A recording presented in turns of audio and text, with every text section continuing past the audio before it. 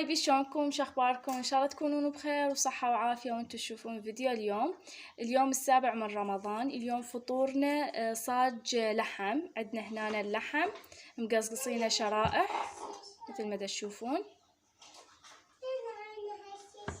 وعندنا هنا التوابل: ماجي، بابريكا، لمندوزي، بصل مطحون، ثوم مطحون، بهارات قص وزنجبيل. هسه نخلي دبس الرمان،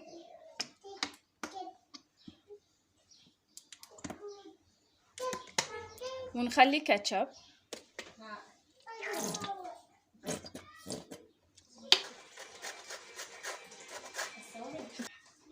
عندنا هنا عصير ليمون وبارشين وياه القشور مالت الليمون. نخلي ملح. هسه نبدي نمزجهن.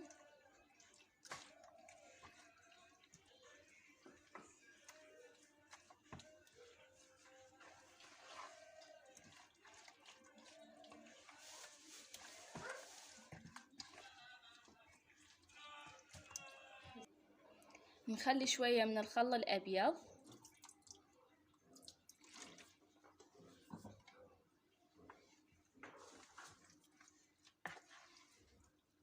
وهسه راح نتركه يتبل في الساعة ساعتين ونرجع نسوي. هسه اللحم خليته على النار ننتظره لحد ما يستوي. هسه بعد ما استوى عندنا القص، راح اخلي هنا بصل شرائح وفلفل شرائح.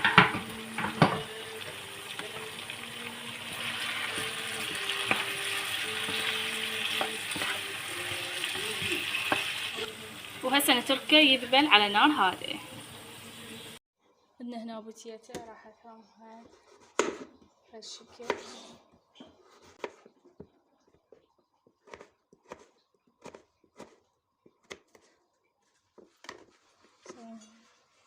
اسوي هنا اصابع بهالشكل.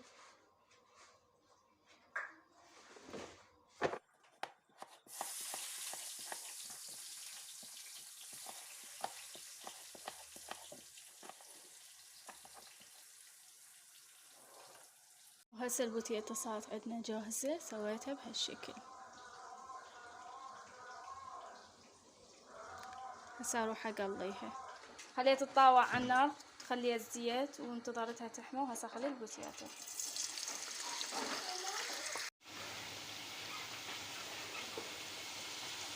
هسه عندنا هذا النوع من الخبز، وعندنا هاي الصلصة سويناها اللي هي كاتشب، مايونيز وخردل وثومية. تخلوه بهالشكل.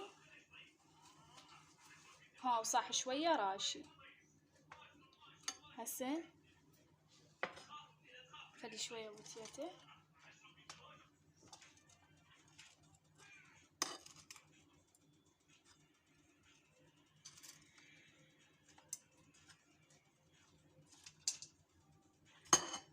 مع اللحم وزعه بهالشكل.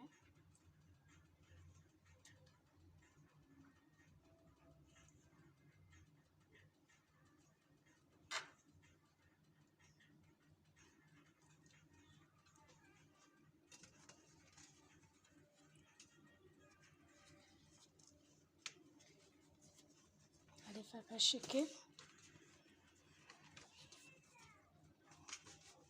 بس أخليها بالكابسة. وهسه أخليها بالكابسة وأسوي كل اللي عندي بنفس الطريقة.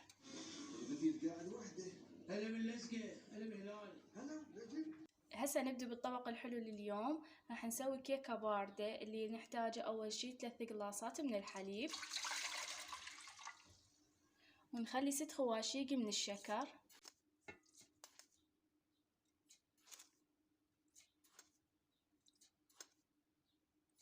نخلي 5 خواشيق من الكاستر،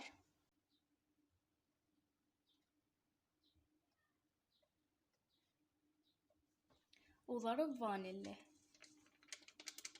نكهة من الكراميل أو الشوكولات، ونمزجهم. هسه خليناه على الطباخ ونستمر بالتحريك لحد ما يدخل عندنا.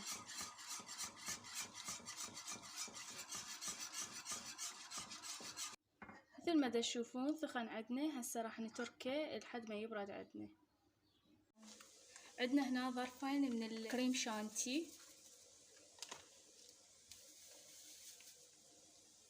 واخلي قلاص واحد من الحليب البارد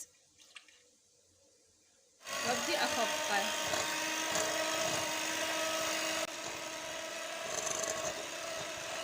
نبقى نخفق بها لحد ما يصير عندنا هذا القوام. خلي الكاستر فوق الكريم. هسه نخفق الكاستر ويا الكريم.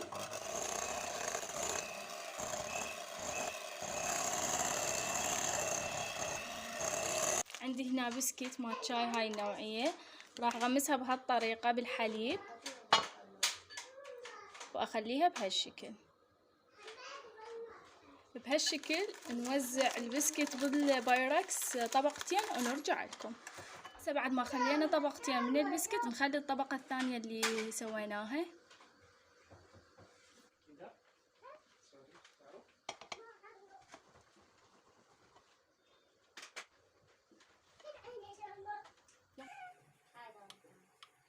هسه نرجع نخلي الطبقة الثانية من البسكيت.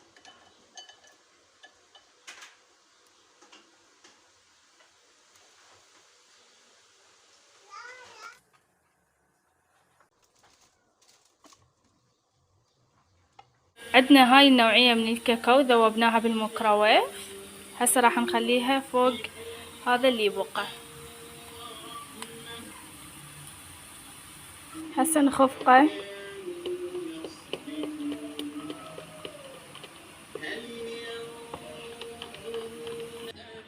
وهسه راح نضيفه فوق الكيكة الباردة اللي سويناها.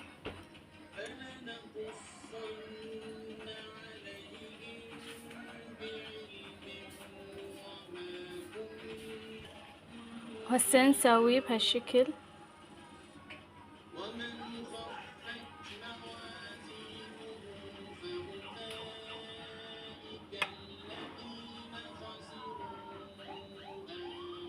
وهسه بعد ما طلعنا كيكتنا الباردة من الثلاجة هذا شكلها. هنا للتزيين عندنا كاكاو برشناه ناعم. هسه راح نخليه فوقها.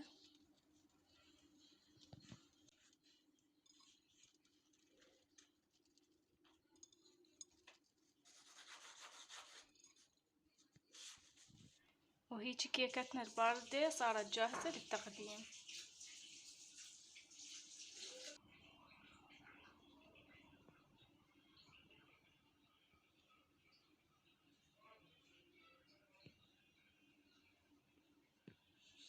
خليت الجدر على النار. هسه راح اخلي زيت وانتظر الزيت يحمى.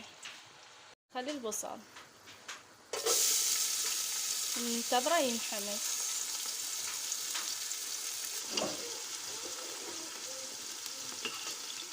خلي شبنت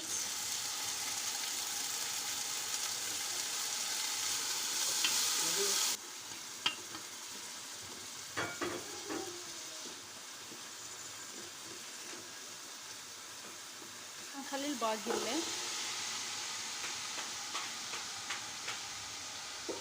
نكنسها.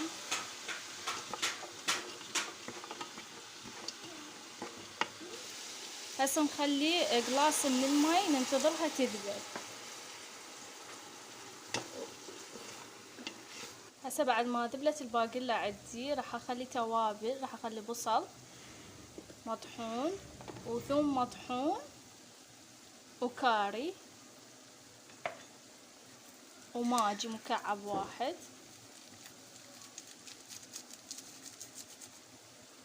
وبابريكا.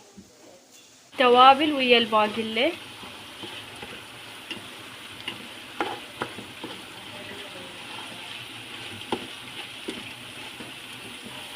خلي التمن احمس التمن ويا الباقلة.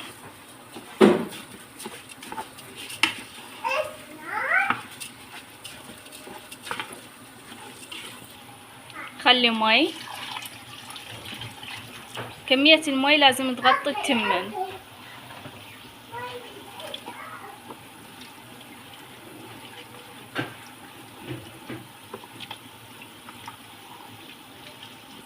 هسه بعد ما خلينا هاي كمية المي المطلوبة نخلي ملح.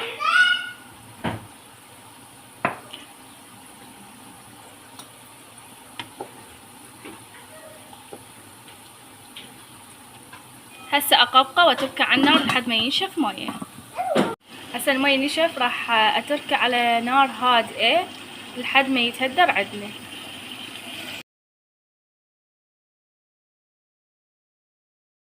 هسه راح نسوي سلطة الفتوش. هنا راح نحتاج بوتيتين مربعات قليناها، باذنجان مربعات، وهذا عندنا خبز قليناه.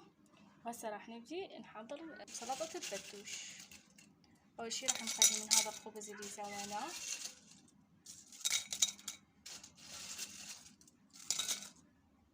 نخلي بوتيتي،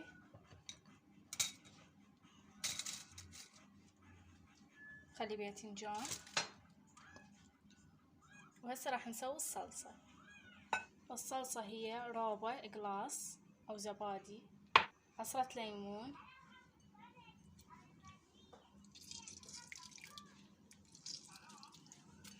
هسه راح اخلي صلصة الثوم. اذا ما متوفر عندكم تقدرون تخلون فص ثوم واحد، خاشوقتين من الراشي،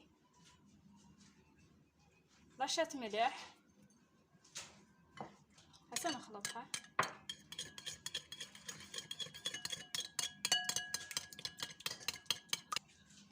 هسه نخلي الصلصة فوق المقليات. هسه نخلي من الخبز اللي بقى.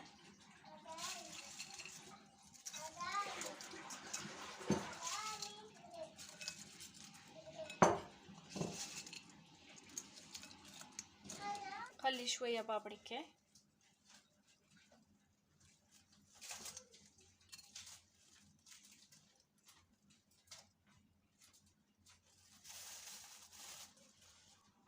شوية زيت زيتون.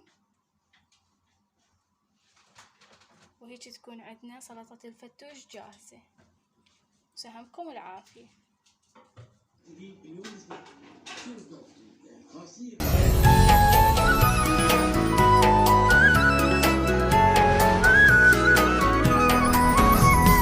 مرحب مرحب يا هلال، أهلا أهلا كيف الحال؟ قد غبت وإليك اشتقنا، وانتهى بعدك صار